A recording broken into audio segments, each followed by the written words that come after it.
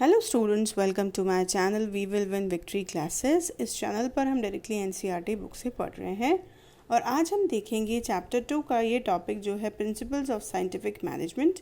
इसमें हम प्रिंसिपल्स पढ़ने वाले हैं जो एफ.डब्ल्यू. टेलर ने दिए हैं। तो ये बहुत ही इंपॉर्टेंट टॉपिक है, वीडियो को अच्छे से सुनिएगा। तो चलिए करते हैं start. Principles of scientific management. In the earlier days of the Industrial Revolution, in the absence of an established theory of factory organization, factory owners or managers relied on personal judgment in attending to the problems they confronted in the course of managing their work. This is what is referred to as rule of thumb.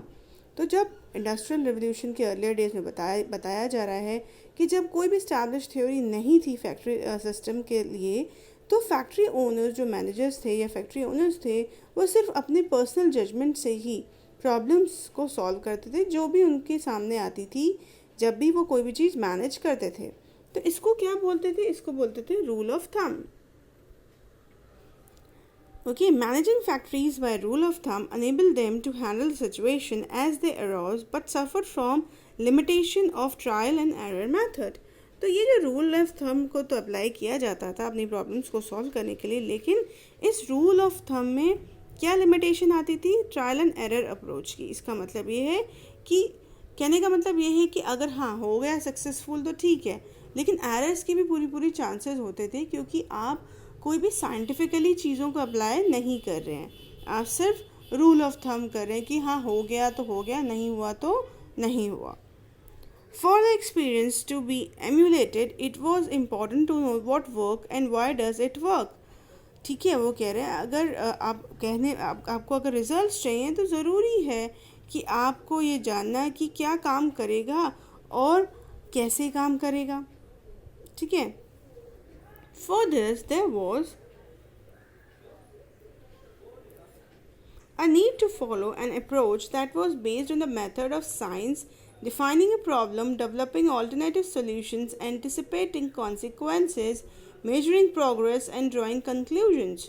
तो इसके लिए ज़रूरी था, there was a need, ज़रूरी था कि कुछ ऐसा मेथड लाया जाए जो साइंटिफिकली बेस्ड हो, जो साइंस पर बेस्ड हो, जहाँ पर प्रॉब्लम को डिफ़ाइन किया जाए, उसके ऑल्टरनेटिव सॉल्यूशंस निकाले जाएं, ठीक है, और उसके कॉन्सिक्वेंसेस, उसके परिणाम निकाले जाएं, ठीक है, प्रोग्रेस को मेजर किया जाए और कंक्लूजन्स को ड्रॉ किया जाए।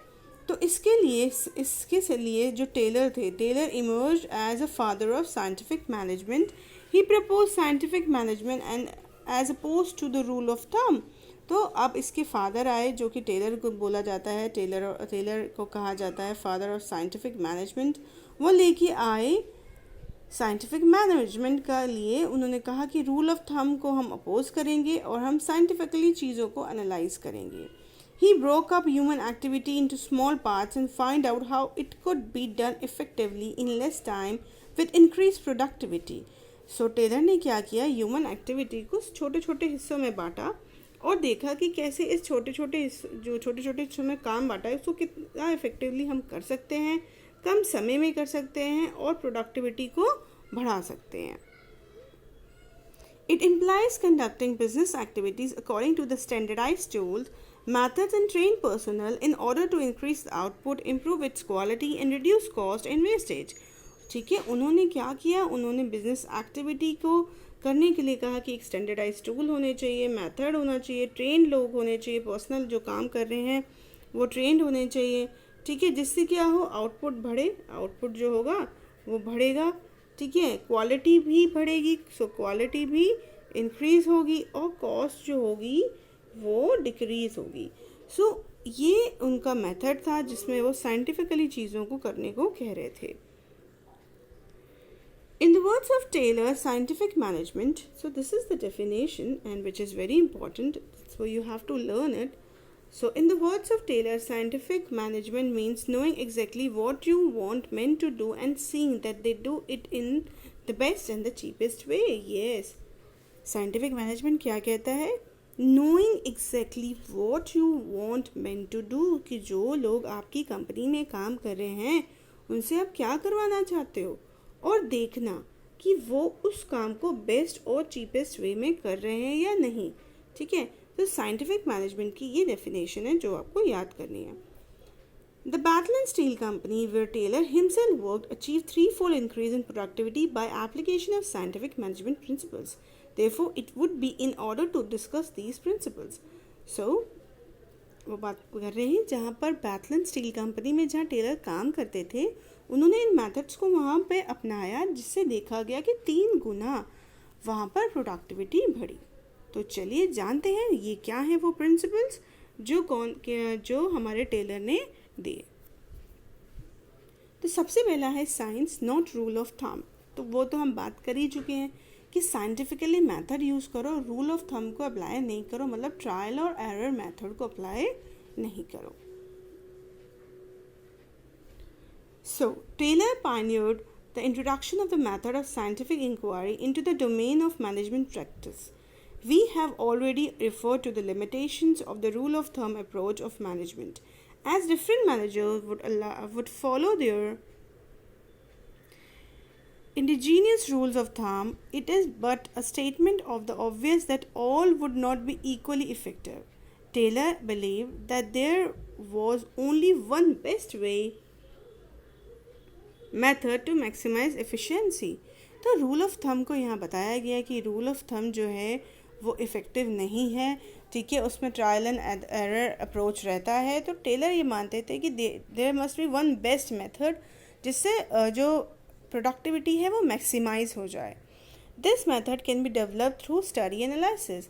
लेकिन ये मेथड जो है ये कैसे डेवलप होगा? स्टडी और एनालिसिस के बाद. The method so develop should substitute rule of thumb throughout the organization. So this method जब डेवलप हुआ तो उसने रूल ऑफ मेथड को सब्स्टिट्यूट किया, ठीक है, ऑर्गेनाइजेशन में. साइंटिफिक मेथड और इन्वॉल्व इन्वेस्टिगेशन और traditional methods through work study, unifying the best practices and developing a standard method which would be followed throughout the organization. According to Taylor, even a small production activity like loading pigs of iron into boxcars can be scientifically planned and managed. So, according to the Taylor ये कहते थे हर एक चीज़ को scientifically plan करो, scientifically analyse करो. कोई छोटा से छोटा काम क्यों ना हो उसको साइंटिफिकली एनालाइज करो, वर्क की स्टडी करो, ठीक है, वर्क की स्टडी करो, बेस्ट मेथड निकालो, स्टैंडर्ड मेथड निकालो और उसको अप्लाई करो ऑर्गेनाइजेशन के अंदर. So this can result in tremendous saving of human energy as well as wastage of time and materials. तो अगर वो बात कर रहे हैं कि अगर आप साइंटिफिकली चीज़ों को एनालाइज कर लेंगे तो क्या होगी? ट्रिमेंडस सेविंग होगी, ह्यूमन एनर्जी की, वेस्टेज कम होगी, टाइम की और मटेरियल्स की. The more sophisticated the processes, greater would be the saving. In the present context, the use of internet has brought about dramatic improvements in internal efficiencies and customer satisfaction. तो आज की बात करें तो हमारा जो इंटरनेट है वो ड्रामेटिक इम्प्रूवमेंट लाया है, ठीक है, एफिशिएंसीज को बढ़ाने में ऑर्गेनाइजेशन के अंदर और कस्टमर सेटिस्फेक्शन प्रोवाइड करने में. तो ये प्रिंसिपल्स का सबसे जो मेन चीज़ है यहाँ पे इम्पॉर्टेंट वो यही है कि रूल ऑफ थंब को फॉलो नहीं करना, साइंटिफिकली चीज़ों को एनालाइज करिए, वन बेस्ट वे निकालो किसी भी वर्क को कंप्लीट करने का, ठीक है. Let's move towards the next principle, that is harmony not discord. So harmony means to unite, ठीक है. सो चलिए देखते हैं. Works factory system of production imply that managers served as a link between the owners and the factory. So factory system जो production होता है factory में, उसमें managers जो होते हैं वो link बनाते हैं owners और workers के बीच में. Since as manager they had the mandate to get work done from the workers. Workers क्या करते हैं? वो काम करवाते हैं workers से. It should not be difficult for you to appreciate that there always exists the possibility of a kind of class conflict, the managers versus workers. तो कह रहे हैं ये होता है अक्सर कि हमेशा क्या रहता है कि क्लास कन्फ्लिक्ट रहता है कि भैया हम मैनेजर्स हैं आप वर्कर्स हैं, तो हमेशा उनके बीच में एक भेदभाव सा रहता है. Taylor recognise that this conflict help none, the workers, the managers और द फैक्ट्री ओनर्स. टेलर ने ये देखा कि ये जो क्लैशेस हैं, क्लास क्लैशेस हैं between the managers and the workers, वो किसी के लिए भी फ़ायदेमंद नहीं है, ठीक है. तो ना वो वर्कर्स के लिए सहायक है, ना मैनेजर्स के लिए है, ना फैक्ट्री के लिए है. He emphasized that there should be complete harmony between workers and management. Both should realize that each one important. तो टेलर ने कहा कि हार्मनी होनी चाहिए, ठीक है, उनको ये रियलाइज़ होना चाहिए कि हम एक दूसरे के लिए इम्पॉर्टेंट है अगर हमें कोई भी रिजल्ट को अचीव करना है, ठीक है. So to achieve this state, Taylor called for complete mental revolution on the part of both workers and management. ठीक है, तो वो बात करें टेलर ने क्या किया कि मेंटल रिवोल्यूशन पर फोकस किया कि हमें मेंटली ये सोचना होगा कि मैनेजमेंट वर्कर्स के बिना कुछ नहीं कर सकता और वर्कर्स मैनेजर्स के बीच में बिना कुछ नहीं कर सकते. तो they have to work together, they have to work together, they have to understand the need of each other. It means that management and workers should transform their thinking. In such a situation, even trade unions will not think of going on the strike. अगर वो एक दूसरे की चीज़ें समझेंगे, एक दूसरे की सोच समझेंगे, तो कभी भी ट्रेड यूनियंस नहीं होंगी और ना वो कभी स्ट्राइक करेंगे. Management should share the gains of the company, if any, with the workers. At the same time, workers should work hard and be willing to embrace change for the good for the company. तो वो यहाँ बात करें कि अगर कभी भी आपको कुछ एक्स्ट्रा अर्न हो रहा है कंपनी को, तो वो उसको वर्कर्स के साथ शेयर करें. उसके साथ साथ वर्कर्स भी उन कंपनी के लिए हार्ड वर्क करें, जिससे कंपनी जो है वो गोल्स को अचीव कर पाए, है ना. और अगर कोई कंपनी चेंज लाती है तो वर्कर्स उसको एक्सेप्ट करें. तो ये आपके स्क्रीन पे दिख रहा है, ठीक है, ये डायग्राम जहाँ पर प्रोडक्शन दिख रहा है, पीछे बढ़ रहा है ना, ये प्रोडक्शन बढ़ रहा है. तो क्या हो रहा है, तो जो हमारे मैनेजर्स हैं या ओनर्स हैं, they are sharing the bonus with the workers. So workers feel happy and they will work more for the company. तो sharing of gains between management and workers leading to complete harmony. ठीक है, harmony create करता है कि हम सब मिलकर company के गोल्स के लिए काम करेंगे. ओके, आगे देखते हैं. Both should be part of the family. According to Taylor, scientific management has for its foundation the firm conviction that the true interests of the two are one and the same, that prosperity for the employer cannot exist for a long time unless it is accompanied by the prosperity for the employees and vice versa. तो Taylor क्या कहते हैं कि scientific management क्या कर रहा है कि एक फाउंडेशन क्रिएट करेगा जहां बात कर रहे हैं कि ट्रू इंटरेस्ट की बात होगी दोनों की, दोनों पक्ष की. जहां हम मैनेजर्स और वर्कर्स की बात कर रहे हैं, उन्हें ये मानना होगा कि प्रॉस्पेरिटी है जो एम्प्लॉयर की वो तभी आएगी जब एम्प्लॉय सेटिस्फाइड होंगे, जब एम्प्लॉयज़ की प्रॉस्पेरिटी आएगी. और एम्प्लॉयज़ को भी ये मानना होगा कि हमारी खुशहाली तभी आ सकती है या हमारे गोल्स भी तभी अचीव होंगे जब एम्प्लॉयर्स के गोल्स अचीव होंगे, मतलब कंपनी के गोल्स अचीव होंगे. So that is why they are again focusing on the harmony, creating the harmony. So this is you have to important as per the Taylor जो उन्होंने अपनी writings में लिखा है. Japanese work culture is a classic example of such a situation. In Japanese company, paternalistic style of management is in practice. There is complete openness between the management and workers.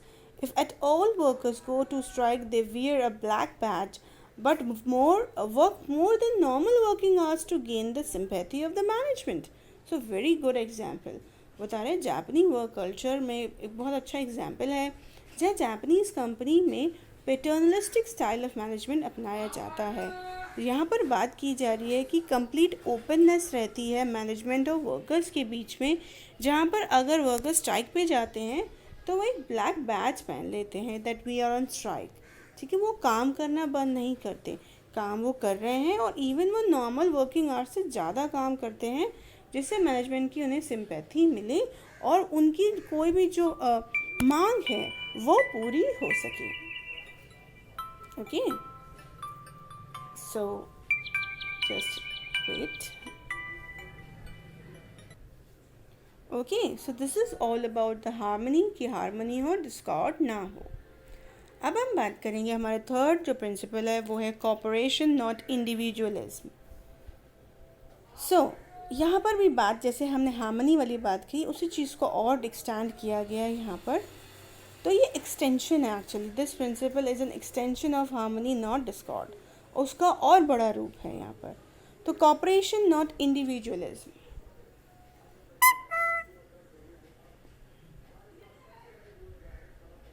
ठीक है, चलिए देखते हैं।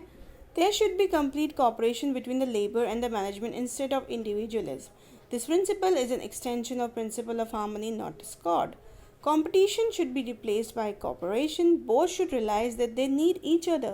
Again, they are talking about management and the workers. वो बात कर रहे हैं कि हमें कॉपरेट हो गए, मैनेजमेंट और लेबर्स को काम करना चाहिए, इंडिविजुअलिज्म पर नहीं, सिर्फ अपने बारे में नहीं सोचना। ठीक है, ये जो प्रिंसिपल है ये एक्सटेंशन है हार्मनी नॉट डिस्कॉर्ड का। और यहाँ बात कर रहे हैं कि कॉम्पिटिशन जो है वो रिप्लेस किया जाए कॉपरेशन, कॉपरेशन है वो रिप्लेस किया जाए कॉम्पिटिशन, मतलब कॉम्पिटिशन ना हो, कॉरपोरेशन हो। ठीक है, so they should realise the need of each other. उन्हें पता होना चाहिए कि हमें एक दूसरे की ज़रूरत है। The management needs workers and workers also needs management, so they have to understand the need of each other. For this, management should not close its ears to any constructive suggestions made by employees. तो अगर कोई आपके employees कोई भी आपको suggestions देते हैं, they give you the suggestions, so you have to listen to that suggestions. जो भी हमारे employers हैं उनको suggestions को सुनना चाहिए. Maybe they must be beneficial for the company. They should be rewarded for their suggestions, which results in substantial reduction in the cost. They should be part of management, and if any important decisions are taken, workers should be taken into confidence. Yes, अगर वो suggestions देते हैं, अगर उस suggestion से फ़ायदे हैं तो उनको रिवॉर्ड भी देना चाहिए। ठीक है, उनको प्रेज़ करना चाहिए, चाहे मॉनेटरी प्रेज़र दो या नॉन मॉनेटरी दो, but you have to praise them. ठीक है, उन्हें इंसेंटिव्स दीजिए। और अगर कोई भी मैनेजमेंट का डिसीजंस लेने हैं तो उसमें भी उनको वर्कर्स को सहायक, मतलब उनकी सहायता लीजिए, उनके आइडियाज़ लीजिए। So that creates a cooperation feeling in the company. Okay, at the same time workers should resist from going on strike and making unreasonable demands on the management. In fact, there will be open communication system and goodwill. There will be no need of even trade unions. Paternalistic style of management where the employer takes care of the needs of the employees would prevail in the case of Japanese companies. तो उसके साथ साथ workers की बात करें तो workers को भी किसी तरह की स्ट्राइक पे जाने से रुकना चाहिए. ठीक है, वर्कर्स को अवॉइड करनी है स्ट्राइक्स. ठीक है, कोई भी अनरीजनेबल डिमांड्स नहीं करनी है मैनेजमेंट के साथ. कम्युनिकेशन सिस्टम को ओपन, कम्युनिकेशन सिस्टम में गैप नहीं होना चाहिए. ठीक है, जो भी चीज़ है उसे क्लियर करो, मैनेजमेंट सुने उस चीज़ को. अगर वो जायज़ है तो करें, और नहीं है तो वर्कर्स शुड अंडरस्टैंड कि नहीं, this is not good for the company. Okay, तो जैसे जापानीज़ कंपनी का एग्जाम्पल दिया गया, उस चीज़ को फॉलो करना चाहिए. According to Taylor, there should be an utmost equal division of work and responsibilities between workers and management. All day long, the management should work almost side by side with the workers, helping, encouraging and smoothing the way of them. तो Taylor कहते हैं कि equal division of work होना चाहिए. ठीक है, responsibilities का, काम का बराबर ही मैनेजमेंट और वर्कर्स में डिवीजन होना चाहिए. ठीक है, मैनेजमेंट को वर्कर्स को हेल्प करना चाहिए. ठीक है, इवन उनको एनकरेज करना चाहिए, और कैसे वो काम को और अच्छे से बेटर कर सकते हैं उसके लिए उनको बताना चाहिए, एनकरेज करना चाहिए. ठीक है, so this is all in the third principle, that is cooperation not individualism. Okay, very important concept जहाँ पर प्रैक्टिकल भी कंपनीज ये यूज़ करती हैं. तो हम चलते हैं अपने लास्ट प्रिंसिपल की तरफ, जो है development of each and every person to his और her greatest efficiency and prosperity. Okay, तो देखते हैं क्या है इसमें. Industrial efficiency depends to a large extent on personal competencies. Personal मतलब जो लोग काम करते हैं, एम्प्लॉयज़ जो कंपनीज में काम कर रहे हैं, उनकी कॉम्पिटेंसी पर बहुत ज़्यादा डिपेंड करती है किसी भी इंडस्ट्री की efficiency. As such, scientific management also stored for worker development. Worker training was essential also to learn the best method developed as a consequence of the scientific approach. Taylor was of the view that the concern for efficiency could be built in the right from the process of employee selection. ठीक है, वो कह रहे हैं employ selection के time से ही हमें ये ध्यान देना है कि हमारे जो वर्कर्स हैं वो कॉम्पिटेंट हों, ठीक है, वो कॉम्पिटेंट हों, वो एफिशिएंट हों, ठीक है. Taylor was a view that the concern for efficiency could be build in the right from the process of employ selection. Each person should be scientifically selected. Then work assigned should suit his physical, mental and intellectual abilities. ठीक है, आपने person को select किया, उसके बाद वो कहते हैं कि साइंटिफिकली सिलेक्ट होने के बाद उसको जो काम भी दिया जा रहा है वो उसके अकॉर्डिंग ही उसको दिया जाए, उसकी फिजिकल, उसकी मेंटल और उसकी इंटेलेक्चुअल कैपेबिलिटीज़ के अकॉर्डिंग. उससे क्या होगा, उससे वो काम अच्छे से करेगा, इंटरेस्ट से करेगा और बेटर होगा, स्पेशलिस्ट होगा. To increase efficiency they should be given the required training. और अगर आप एफिशिएंसी पे काम करना चाहते हैं, बढ़ाना चाहते हैं, तो उनको क्या दो, उन्हें ट्रेनिंग दो. Efficient employees would produce more and earn more. Efficient employees ज़्यादा प्रोड्यूस करेंगे और ज़्यादा कंपनी कमाएगी. This will ensure their greatest efficiency and prosperity for both company and the workers. So अगर आप ट्रेनिंग देंगे और बेहतर तरीके से सिलेक्शन करेंगे एम्प्लॉयज़ का, तो कहीं ना कहीं कंपनी की एफिशिएंसी बढ़ेगी, प्रॉस्पेरिटी बढ़ेगी. और किसकी प्रॉस्पेरिटी एफिशिएंसी बढ़ेगी, कंपनी और वर्कर्स की, ठीक है ना. So this is all about the last principle. From the foregoing discussion it is clear that Taylor was an ardent supporter to use the scientific method of production and business.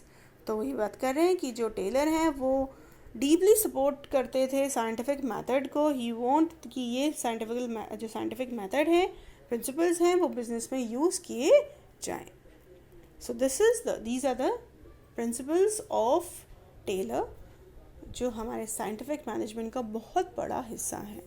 Okay, next video में हम techniques देखेंगे scientific management की. Okay, so I hope आपको video अच्छी लगी होगी, lesson clear हुआ होगा. तो वीडियोज़ आपको अच्छी लगी हैं तो लाइक करिए, वीडियोज़ को ज़्यादा से ज़्यादा शेयर करिए और स्टूडेंट्स को बताइए इस चैनल के बारे में. ये चैनल आपको डायरेक्टली एनसीईआरटी बुक से पढ़ा रहा है. So thank you very much.